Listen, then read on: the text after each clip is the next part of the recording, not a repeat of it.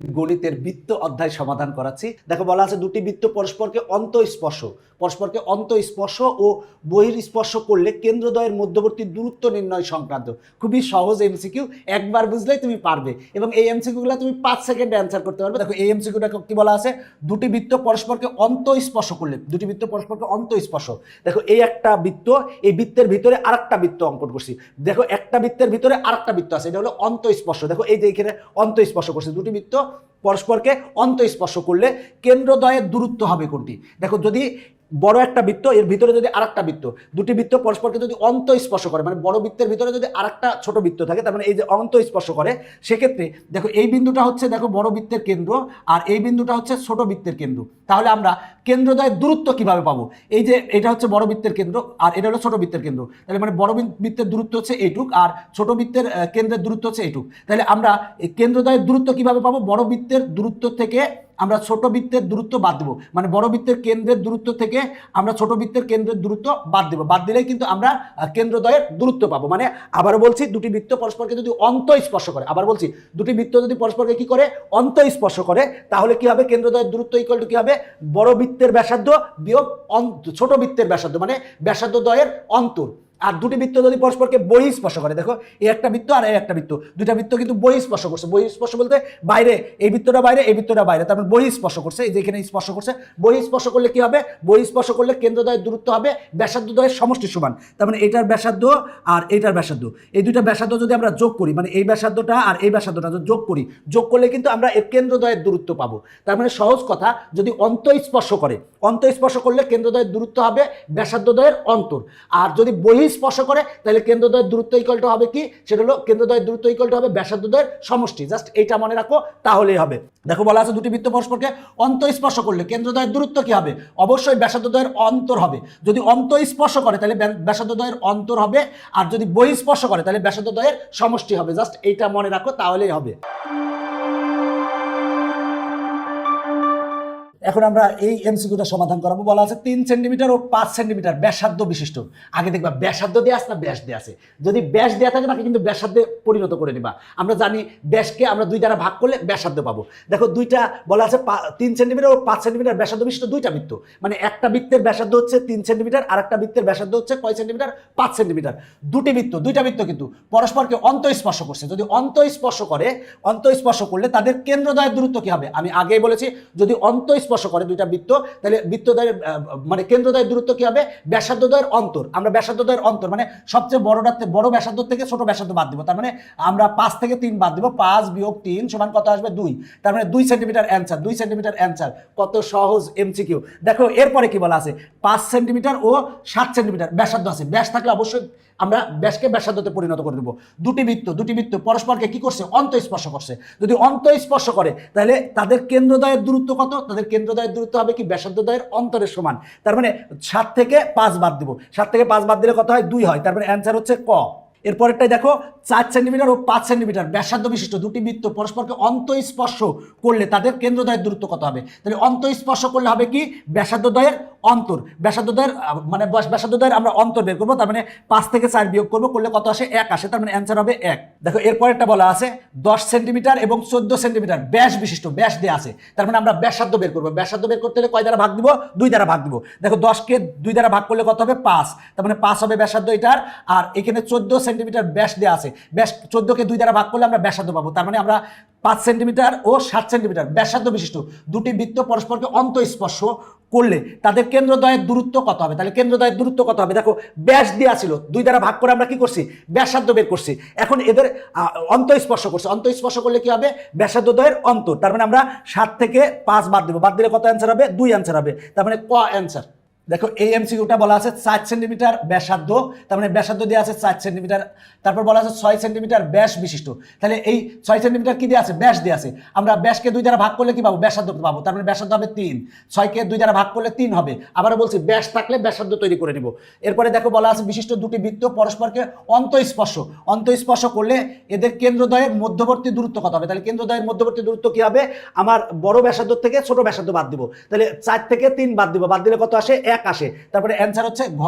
দেখো এই এমসিকিউটা কি বলা আছে, দুটি বৃত্ত পরস্পরকে অন্তঃস্পর্শ করলে, দেখো অন্তঃস্পর্শ করেছে বলা আছে, তাহলে একটির ব্যাস দেওয়া আছে, ব্যাস দেওয়া থাকলে কি করবো আমরা 2 দ্বারা ভাগ দিয়ে ব্যাসার্ধ বের করবো। এটার ব্যাসার্ধ কত হবে, 10 ভাগ 2 সমান কত হবে 5, তার মানে 5 সেন্টিমিটার দেওয়া আছে এবং অপরটির ব্যাসার্ধ দেওয়া আছে হচ্ছে 6 সেন্টিমিটার।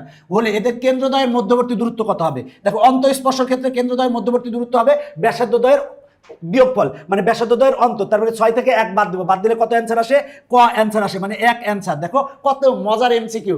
এরপরে দেখো পরেরটা বলা আছে, দুটি বৃত্ত পরস্পরকে অন্তঃস্পর্শ করে, এদের একটির ব্যাস দেওয়া আছে, দেখো ব্যাস দেওয়া আছে 10, তাহলে 10কে 2 দ্বারা ভাগ করলে আমরা ব্যাসার্ধ পাবো 5, তার মানে ব্যাসার্ধ পেলাম 5 সেন্টিমিটার, অপরটির ব্যাসার্ধ হচ্ছে 4 সেন্টিমিটার। হলে এদের কেন্দ্রদ্বয়ের মধ্যবর্তী দূরত্ব কত সেন্টিমিটার, কেন্দ্রদ্বয়ের মধ্যবর্তী দূরত্ব কত হবে, 5 থেকে 4 বিয়োগ করবো, 5 থেকে 4 বিয়োগ করলে কত আসে, 1 আসে।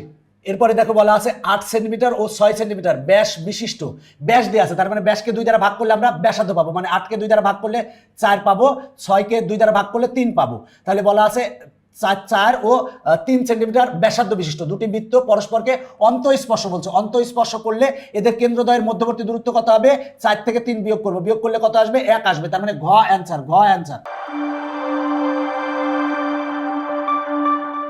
এরপরেরটা দেখো বলা আছে 8 সেন্টিমিটার ও 6 সেন্টিমিটার ব্যাসের, ব্যাস দেওয়া আছে, ব্যাস দেওয়া থাকলে কি করবো আমরা 2 দ্বারা ভাগ করে ব্যাসার্ধ বের করবো, তাহলে 8কে 2 দ্বারা ভাগ করলে 4 হবে, 6কে 2 দ্বারা ভাগ করলে 3 হবে, তার মানে 4 ও 3 সেন্টিমিটার ব্যাসার্ধ বিশিষ্ট দুটি বৃত্ত পরস্পরকে অন্তঃস্পর্শ করছে।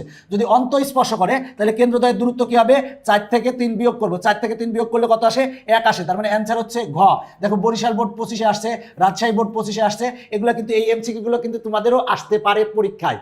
এরপরেরটাই দেখো বলা আছে 8 সেন্টিমিটার ও 6 সেন্টিমিটার ব্যাস বিশিষ্ট, যেহেতু ব্যাস বলা আছে তাহলে আমরা কি করব, ব্যাসার্ধ বের করব, তাহলে 8কে 2 দ্বারা ভাগ করলে 4 হবে, আর 6কে 2 দ্বারা ভাগ করলে কত হবে, 3 হবে, তার মানে 4 সেন্টিমিটার ও 3 সেন্টিমিটার ব্যাসার্ধ বিশিষ্ট। দেখো ব্যাস দেওয়া ছিল, আমরা ভাগ করে আমরা ব্যাসার্ধ তৈরি করেছি।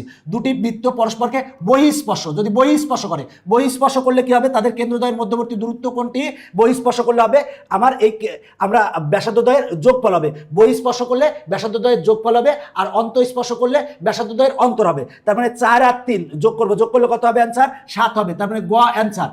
এরপরেরটা দেখো দুটি বৃত্ত পরস্পরকে বহিঃস্পর্শ করে, এদের একটির ব্যাস, দেখো ব্যাস দেওয়া আছে 10 সেন্টিমিটার, আমরা 10কে 2 দ্বারা ভাগ করলে কত পাবো, 5 সেন্টিমিটার, তার মানে ব্যাসার্ধ হচ্ছে 5 সেন্টিমিটার, অপরটির ব্যাসার্ধ 4 সেন্টিমিটার।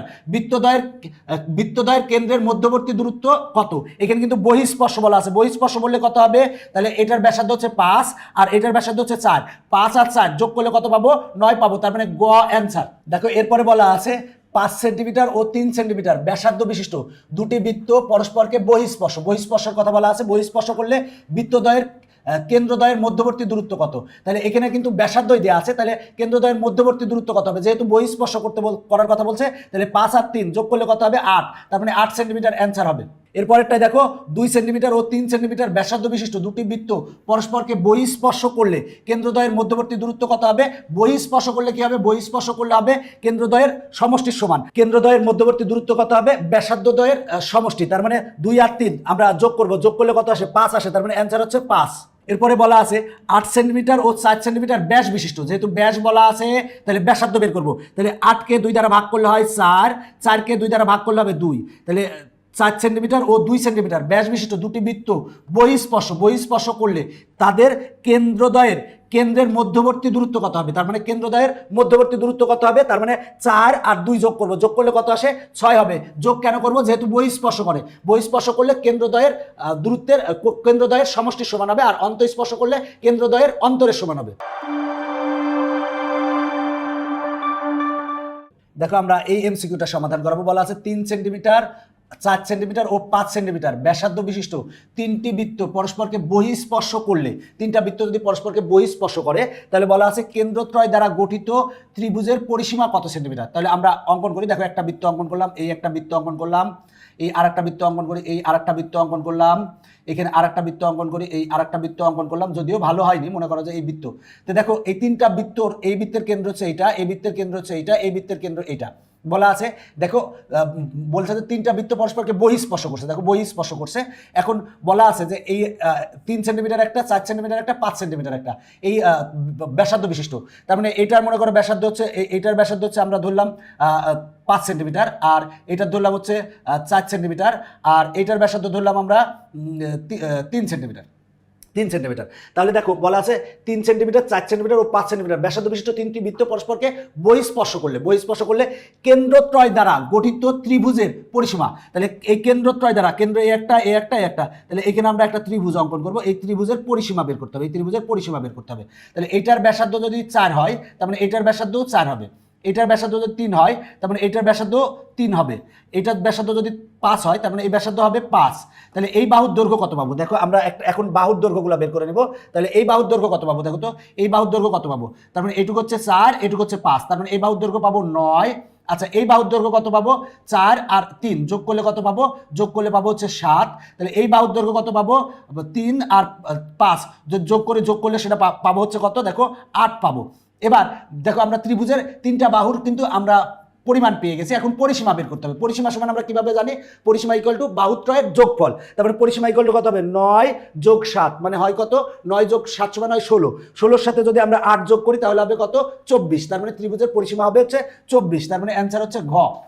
দেখো এমসিকিউটা কিভাবে করছি আমরা, তিনটা বৃত্ত আছে, তিনটা বৃত্তর ব্যাসার্ধ দেওয়া আছে। এবার বলা আছে তিনটা বৃত্ত যদি পরস্পরকে বহিঃস্পর্শ করে তাহলে কেন্দ্রত্রয় দ্বারা গঠিত ত্রিভুজের পরিসীমা বের করো।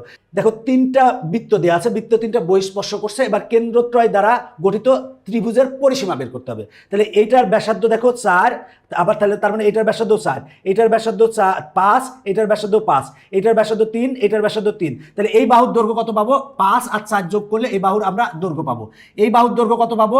5 আর 3 যোগ করলে এই বাহুর দৈর্ঘ্য পাবো। তাহলে এই বাহুর দৈর্ঘ্য কত পাবো? 4 আর 3 যোগ করলে এই বাহুর দৈর্ঘ্য পাবো। এবার বাহুগুলো যদি যোগ করি, যোগ করলে পরিসীমা পাবো। তাহলে 9, 8 আর 7 যোগ করলে কত আসে? 24। তার মানে পরিসীমা হবে 24।